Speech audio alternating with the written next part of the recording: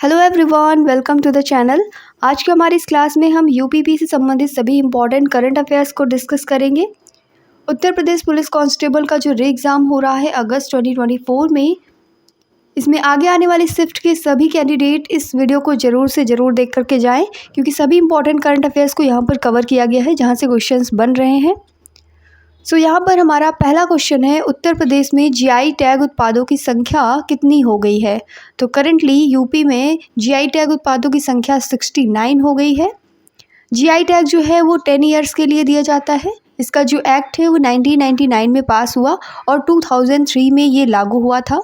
भारत का जो पहला जीआई टैग है वो दार्जिलिंग चाय को मिला था 2004 में। नेक्स्ट क्वेश्चन, उत्तर प्रदेश का पहला मिलेट सेंटर किस संस्थान में खोला जाएगा।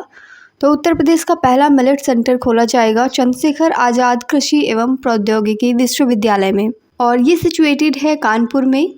ये सेंटर चंद्रशेखर आज़ाद कृषि एवं प्रौद्योगिकी विश्वविद्यालय में खुलेगा।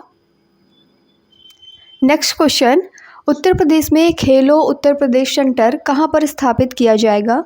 Where will Khelo Uttar Pradesh centre will be established in Uttar Pradesh. तो ये ब्लॉक में इस्टेब्लिश किया जाएगा। जैसे इंडियन गवर्नमेंट के द्वारा जो चलाया गया है खेलो इंडिया सेंटर हर डिस्ट्रिक्ट में स्थापित किया जाएगा, उसी तर्ज पर यूपी में हर ब्लॉक में खेलो उत्तर प्रदेश सेंटर की स्थापना की जाएगी। नेक्स्ट क्वेश्चन, हाल ही में उत्तर प्रदेश के किस जनपद में नो योर आर्मी फेस्टिवल 2024 का आयोजन किया गया। Recently in which district of Uttar Pradesh know your army festival 2024 organised. तो ये लखनऊ में आयोजित हुआ। ऑप्शन नंबर ए हमारा करेक्ट है। 5 जनवरी को सेना के मध्य कमान यानी सूर्या कमान में आयोजित 3 दिवसीय नो योर आर्मी फेस्टिवल का शुभारंभ मुख्यमंत्री योगी आदित्यनाथ जी के द्वारा किया गया था। नेक्स्ट क्वेश्चन, हाल ही में राष्ट्रीय स्तर पर जारी आर्थिक संबल सर्वेक्षण रिपोर्ट के अनुसार 2022-2023 में उत्तर प्रदेश की बेरोजगारी दर घटकर कितने प्रतिशत रह गई है। तो ये 3.4% रह गई है। नेक्स्ट, उत्तर प्रदेश राज्य औद्योगिक विकास प्राधिकरण के अनुसार उत्तर प्रदेश के किस स्थान पर फार्मा पार्क की स्थापना की जा रही है। तो ये फार्मा पार्क की स्थापना जो है ललितपुर में की जा रही है। इम्पॉर्टेंट इन्फॉर्मेशन में यूपीएसआईडीए यानी उत्तर प्रदेश राज्य औद्योगिक विकास प्राधिकरण के अनुसार यूपी सरकार बुंदेलखंड के ललितपुर में 5 गाँव में 1472 एकड़ क्षेत्र में एक फार्मा पार्क स्थापित कर रही है। फार्मा पार्क की स्थापना और संबद्ध परियोजनाओं में तेजी, औद्योगिक विकास और आर्थिक विकास को बढ़ावा देने की दिशा में यूपी गवर्नमेंट के द्वारा उठाया गया ये एक रणनीतिक कदम है। नेक्स्ट क्वेश्चन, यूपी गवर्नमेंट ने किस जिले में डॉपलर रडार लगाने का निर्णय लिया है। In which district has the UP government decided to install Doppler radar. ये अलीगढ़ में लगाने का निश्चय किया गया है। उत्तर प्रदेश और भारतीय मौसम विज्ञान विभाग यानी आईएमडी के बीच में प्रदेश में 4 डॉपलर रडार स्थापित करने के लिए एमओयू साइन किया गया है। डॉपलर के जरिए लोगों को बाढ़, आकाशीय बिजली, बेमौसम बारिश सभी के पहले अलर्ट किया जा सकेगा।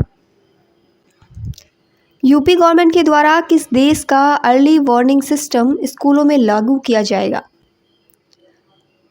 Which country's early warning system will be implemented in schools by the UP government. तो ये नीदरलैंड का अर्ली वार्निंग सिस्टम है जो कि स्कूलों में लागू किया जाएगा यूपी गवर्नमेंट के द्वारा। प्रदेश में हर बच्चे को शिक्षित करने के इरादे से कई अवेयरनेस कैंपेन चलाए जा रहे हैं, जिनके तहत पेरेंट्स को बच्चों के जीवन में शिक्षा का महत्व समझाया जा रहा है। हर तबके के बच्चों को स्कूल लाने के साथ साथ सरकार का फोकस उन बच्चों को भी स्कूल वापस लाने का है जो किसी न किसी वजह से बीच में अपना स्कूल छोड़ देते हैं। अब योगी सरकार इसके लिए अभियान स्टार्ट करने जा रही है। इस अभियान के अंतर्गत नीदरलैंड्स के अर्ली वार्निंग सिस्टम को यूपी में लागू किए जाने की रूपरेखा बनाई जा रही है। क्वेश्चन नंबर 9 इज, स्वच्छता सर्वेक्षण 2023 के तहत उत्तर प्रदेश के किस जिले को सबसे स्वच्छ गंगा टाउन का राष्ट्रीय पुरस्कार मिला। तो सबसे स्वच्छ गंगा टाउन का राष्ट्रीय पुरस्कार प्राप्त किया है वाराणसी ने। वाराणसी को सबसे स्वच्छ गंगा शहर के रूप में मान्यता दी गई। महाराष्ट्र के सासवर ने 1 लाख से कम आबादी वाले शहरों में सबसे स्वच्छ शहर का पुरस्कार अर्जित किया। वहीं महू छावनी को देश की सबसे स्वच्छ छावनी घोषित किया गया। उत्तर प्रदेश के 5 जिलों को मिलाकर बनाए जा रहे विज्ञान पथ में निम्न में से कौन सा जिला नहीं जुड़ेगा? तो सीतापुर, रायबरेली, बाराबंकी शामिल हैं, जबकि कानपुर इसमें शामिल नहीं है। 6 लेन विज्ञान पथ के जरिए प्रदेश की राजधानी को इसके उत्तर में हरदोई और सीतापुर, पूर्व में बाराबंकी, दक्षिण में रायबरेली और पश्चिम में उन्नाव जिले से जोड़ते हुए विकास को रफ्तार देने का प्रस्ताव रखा गया है। तो कानपुर इसमें शामिल नहीं है, जैसा कि ऑप्शंस में थे। जवानों को समर्पित शहीद पथ और अन्नदाताओं को समर्पित किसान पथ के बाद अब लखनऊ के लिए विज्ञान पथ की परिकल्पना की जा रही है। हाल ही में जारी किए गए आंकड़ों के अनुसार राष्ट्रीय आय में उत्तर प्रदेश राज्य का कितने प्रतिशत योगदान है? तो यूपी गवर्नमेंट का 9.2% योगदान है राष्ट्रीय आय में। वित्तीय वर्ष 2021-22 में प्रदेश की कुल जीडीपी 16.45 लाख करोड़ रुपए थी, जो कि वित्तीय वर्ष 2022-23 में 22.58 लाख करोड़ रुपए से अधिक हो गई है। राष्ट्रीय आय में उत्तर प्रदेश 9.2% का योगदान कर रहा है। नेक्स्ट क्वेश्चन, हाल ही में भारत सरकार के केंद्रीय उद्यान मंत्री ज्योतिरादित्य सिंधिया ने उत्तर प्रदेश राज्य में कितने स्थान पर हवाई अड्डे बनाए जाने का निर्णय लिया है? तो 5 स्थानों पर हवाई अड्डे बनाए जाने का निर्णय लिया गया है केंद्रीय उद्यान मंत्री के द्वारा। हाल ही में प्रसिद्ध उर्दू शायर मुनव्वर राणा का निधन लखनऊ में हुआ। इनका जन्म उत्तर प्रदेश के किस जनपद में हुआ था? मुनव्वर राणा का जन्म उत्तर प्रदेश के रायबरेली जनपद में हुआ था। इनका जन्म हुआ था 26 नवंबर 1952 को उत्तर प्रदेश के रायबरेली जिले में। उनकी लिखी हुई कविता है साहदाबा। इसके लिए उन्हें 2014 में साहित्य अकादमी पुरस्कार दिया गया था। भारत सरकार के केंद्रीय मंत्री पीयूष गोयल ने उत्तर प्रदेश के किस स्थान पर इंडस फूड 2024 का उद्घाटन किया? At which place in Uttar Pradesh union minister of government of India Piyush Goyal inaugurated Indus food 2024? तो ये ग्रेटर नोएडा में इनैगोरेशन हुआ है। वाणिज्य एवं उद्योग मंत्री हैं पीयूष गोयल। इन्होंने ग्रेटर नोएडा में खाद्य प्रदर्शनी का उद्घाटन किया। इसका उद्देश्य इस क्षेत्र से वैश्विक व्यापार को बढ़ावा देना है। इंडस फूड 2024 शो हर साल वाणिज्य विभाग के सहयोग से भारतीय व्यापार संवर्धन परिषद, जिसे TPCI कहते हैं, आयोजित करती है। नेक्स्ट क्वेश्चन, उत्तर प्रदेश के किस जनपद में भारत की पहली सौर ऊर्जा संचालित नाव का अनावरण किया जाएगा? तो अयोध्या में भारत की पहली सौर ऊर्जा से संचालित नाव का अनावरण किया जाएगा। भारत में पहली बार उत्तर प्रदेश के अयोध्या में सरयू नदी में सौर ऊर्जा से चलने वाली नाव चलाई जाएगी।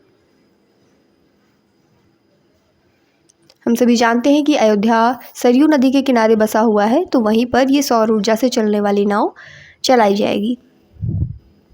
नेक्स्ट क्वेश्चन, वर्ष 2022-23 में दुग्ध उत्पादन में उत्तर प्रदेश राज्य का देश में कौन सा स्थान है?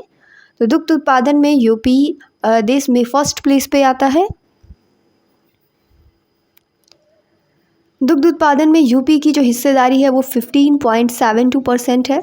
इसके बाद राजस्थान 14.44%, मध्य प्रदेश 8.73%, गुजरात 7.49% और आंध्र प्रदेश 6.7% हिस्सेदारी रखता है। अयोध्या के राम मंदिर को समर्पित डाक टिकट किसने लॉन्च किया? तो नरेंद्र मोदी ने अयोध्या के राम मंदिर को समर्पित डाक टिकट लॉन्च किया है। प्रधानमंत्री मोदी ने कुल 6 टिकट जारी किए, जिसमें भगवान गणेश, भगवान हनुमान, राम मंदिर, जटायु, केवटराज और मां सबरी के टिकट शामिल हैं। ये स्मारक टिकट देश की युवा पीढ़ी को प्रभु राम और उनके जीवन के बारे में जानने में मदद करेंगे। इन पर लोकप्रिय चौपाई मंगल भवन अमंगल हारी के उल्लेख के साथ राष्ट्र के विकास की कामना की गई है। 3D शहरी स्थानिक डिजिटल ट्विन बनाने वाला पहला भारतीय शहर कौन सा है? Which is the first Indian city to create 3D urban spatial digital twin? तो वाराणसी ऐसा करने वाला पहला शहर बना है। 3D शहर स्थानिक डिजिटल ट्विन मैप बनाने वाला भारत का पहला शहर वाराणसी है, जिसमें हवाई जहाज़ से शहर की तस्वीर लेकर आधुनिक मशीनों की मदद से डिजिटल मैप का रूप दिया जाएगा। मैप की सहायता से भीड़, अवैध निर्माण की निगरानी, पेयजल आदि की सुविधाओं के विस्तार और वर्तमान व्यवस्था के प्रबंधन में मदद मिलेगी। हमारा नेक्स्ट क्वेश्चन है, हाल ही में वाराणसी में काशी तमिल संगमम कार्यक्रम के दौरान कन्यान कुथु नामक नृत्य की प्रस्तुति की गई। यह नृत्य किस राज्य से संबंधित है? तो ये केरला से संबंधित है। काशी तमिल संगमम कार्यक्रम के दौरान पहली प्रस्तुति लोक आधारित आदिवासी नृत्य कनियाकुथु की थी, जिसे तिरुनेलवेली के एस थंगराज और टीम ने साथी पुरुष कलाकारों के साथ प्रस्तुत किया था। ये धार्मिक अवसरों पर किया जाने वाला एक पारंपरिक आदिवासी नृत्य है जो केरल के दक्षिण पश्चिमी क्षेत्र में प्रचलित है। Next question, reality consulting firm CBRE south Asia और क्रेडाई की रिपोर्ट के अनुसार भारत में सूक्ष्म, लघु और मध्यम उद्योग क्षेत्र में यूपी का योगदान कितना है? According to the report of reality consulting firm CBRE South Asia and Credai, what is the percentage of UP's contribution in India's micro, small and medium enterprise sector? तो यूपी का जो कंट्रीब्यूशन है वो 9% के अप्रॉक्स है। CBRE CREDAI की हालिया report में भारत में MSME है जो सूक्ष्म, लघु और मध्यम उद्योग, उनके परिदृश्य पर प्रकाश डालती है, जिसमें उल्लेखनीय रुझान और राज्यवार योगदान का पता चलता है, जिसमें ये पता चलता है कि यूपी की जो कंट्रीब्यूशन है वो 9% है। 21 नंबर क्वेश्चन इज, प्रधानमंत्री राष्ट्रीय बाल पुरस्कार 2024 के लिए अनुष्का पाठक व आदित्य यादव का नाम शामिल किया गया है। इनका संबंध उत्तर प्रदेश के किस जिले से है? तो ये यूपी के गोरखपुर डिस्ट्रिक्ट से बिलोंग करते हैं। प्रधानमंत्री राष्ट्रीय बाल पुरस्कार 2024 की घोषणा कर दी गई है, जिसमें अनुष्का पाठक को कला एवं संस्कृति और आदित्य यादव को खेल कैटेगरी के लिए चुना गया है। ये गोरखपुर जिले से बिलोंग करते हैं। उत्तर प्रदेश में श्री राम भगवत गीता के उर्दू अनुवाद पर शोध करने वाला देश का पहला विश्वविद्यालय कौन बन गया है? तो BHU है जो बनारस हिंदू विश्वविद्यालय, ये श्री राम भगवत गीता के उर्दू अनुवाद पर शोध करने वाला देश का पहला विश्वविद्यालय बन गया है। उत्तर प्रदेश के किस जनपद में प्रदेश के पहले पर्यटक थाने का शुभारंभ किया गया? तो ये पर्यटक थाना मथुरा है। वृंदावन में खुले जनपद के पहले पर्यटक थाने का अपर पुलिस महानिदेशक यातायात अनुपम कुलश्रेष्ठ ने शुभारंभ किया। थाने पर एक इंस्पेक्टर सहित 22 पुलिस कर्मचारियों की तैनाती की गई है। नेक्स्ट क्वेश्चन, हाल ही में नीति आयोग द्वारा जारी एक आंकड़े के अनुसार निम्न में से कौन सा राज्य बहुआयामी गरीबी से लोगों को बाहर निकालने में शीर्ष पर है? तो उत्तर प्रदेश राज्य इस मामले में शीर्ष पर है। हाल ही में उत्तर प्रदेश सरकार द्वारा प्रदेश के विभिन्न जनपदों में निम्नलिखित में से किस धार्मिक स्थान के लिए हेलीकॉप्टर सेवा स्टार्ट की गई? तो यूपी में विभिन्न जनपदों से अयोध्या के लिए हेलीकॉप्टर सेवा स्टार्ट की गई है। भारत में सेमीकंडक्टर नीति लागू करने वाला चौथा राज्य उत्तर प्रदेश बना है। सेमीकंडक्टर पॉलिसी जो है ये कुछ उपकरण जैसे स्मार्टफोन, कंप्यूटर, चिकित्सा संबंधी उपकरणों के लिए इम्पॉर्टेंट है। साथ के साथ इसके जो विनिर्माण उद्योग है उनमें उन्नति भी लाता है।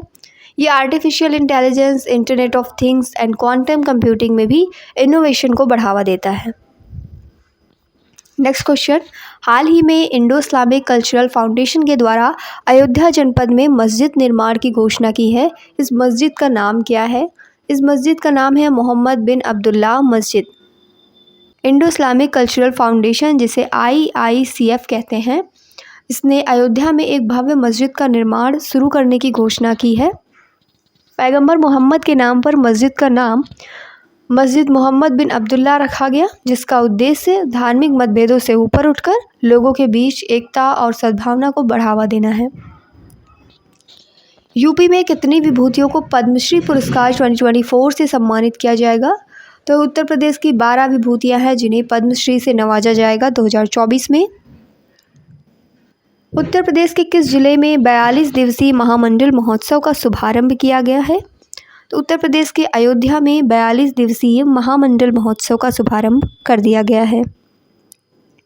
उत्तर प्रदेश रामलला की प्राण प्रतिष्ठा के बाद अयोध्या में राम मंदिर में 42 दिवसीय महामंडल उत्सव शुरू हुआ।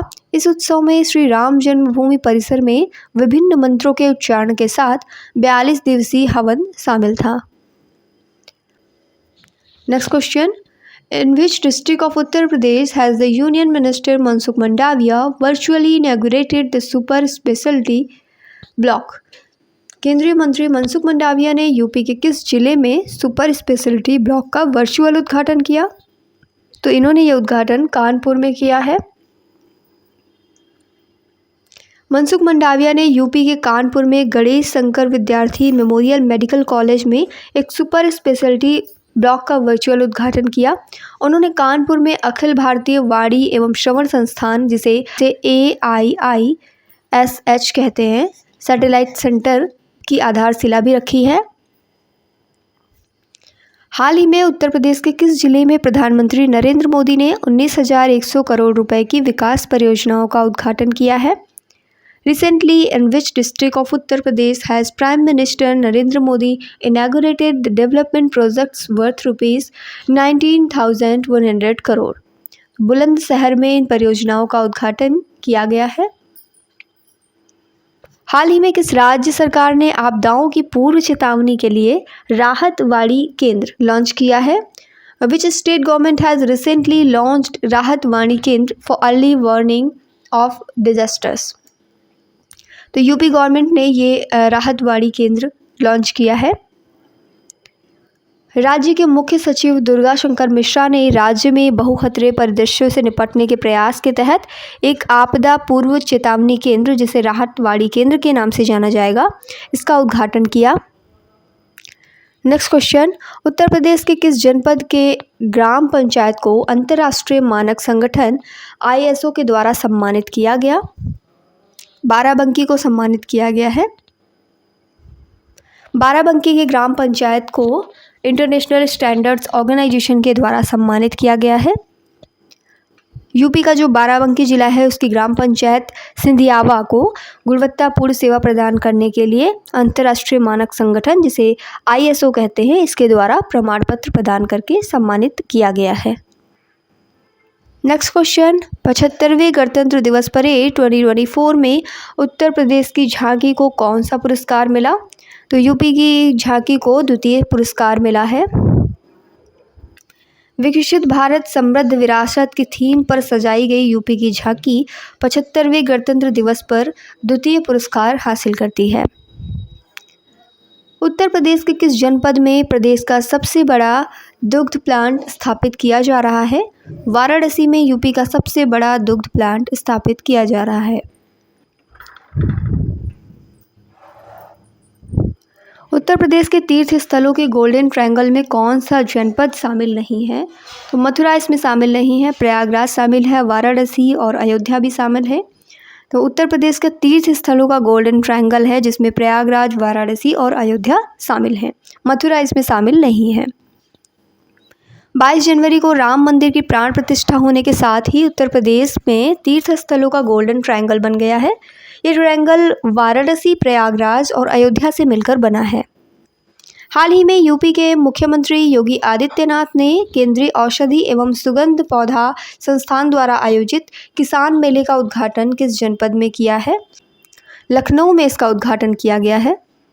North India's first human DNA bank is being created in which of the following institution? उत्तर भारत का जो पहला मानव DNA बैंक है वो किस संस्थान में बनाया जा रहा है? तो ये यूपी के BHU में, यानी बनारस हिंदू विश्वविद्यालय में बनाया जा रहा है। BHU में उत्तर भारत का पहला मानव DNA बैंक बनकर के तैयार होगा। BHU का जो जंतु विज्ञान विभाग है, उसके ज्ञानेश्वर लैब में 30 जनवरी 2024 को ऑटोमेटेड DNA एक्सट्रैक्शन मशीन लगाई गई है। ये मशीन किसी भी जैविक सामग्री जैसे कि ब्लड हो गया, सलाइवा है, हेयर है या फिर टिश्यू से DNA निकाल सकती है। हाल ही में यूपी गवर्नमेंट के द्वारा जैविक खेती के लिए प्रेरक का कार्य करने के लिए किसे सम्मानित किया गया? Who among the following was recently honored by the UP government for working as a catalyst for organic farming? इन सभी को सम्मानित किया गया है। नाम है शना खान, राकेश कुमार और सुमन रानी। उत्तर प्रदेश सरकार द्वारा निम्नलिखित में से किस बीमारी के उन्मूलन के लिए वार्षिक मास ड्रग एडमिनिस्ट्रेशन अभियान शुरू किए जाने का निर्देश दिया गया है? तो फाइलेरिया के लिए निर्देश दिया गया है। केंद्र सरकार का लक्ष्य है 2027 तक देश से फाइलेरिया को ख़त्म करना। उत्तर प्रदेश फाइलेरिया को ख़त्म करने के लिए वार्षिक मास ड्रग एडमिनिस्ट्रेशन अभियान शुरू करेगा। यूपी के निम्न में से किस जिले में गायों के संरक्षण के लिए पहला गाय अभयारण्य स्थापित किया जा रहा है? ये सेंचुरी यूपी के मुजफ्फरनगर डिस्ट्रिक्ट में बनेगा। पुरकाजी ब्लॉक के अंतर्गत तुगलकपुर कमेरा गांव में ये स्थित है और इस अभयारण्य को राष्ट्रीय गोकुल मिशन से मिले हुए 64 करोड़ रुपए के वित्त पोषण के साथ बनाया गया है। उत्तर प्रदेश में पहली जल मेट्रो सेवा किस जनपद में स्टार्ट की जा रही है? तो पहली जल मेट्रो सेवा जो है अयोध्या में स्टार्ट की जा रही है। हाल ही में फेम इंडिया के तहत उत्तर प्रदेश के कितने शहरों में ई ऑटो चलाने के प्रस्ताव को मंजूरी दे दी गई? तो उत्तर प्रदेश के 7 शहरों में ई ऑटो चलाने के प्रस्ताव को मंजूरी दे दी गई है।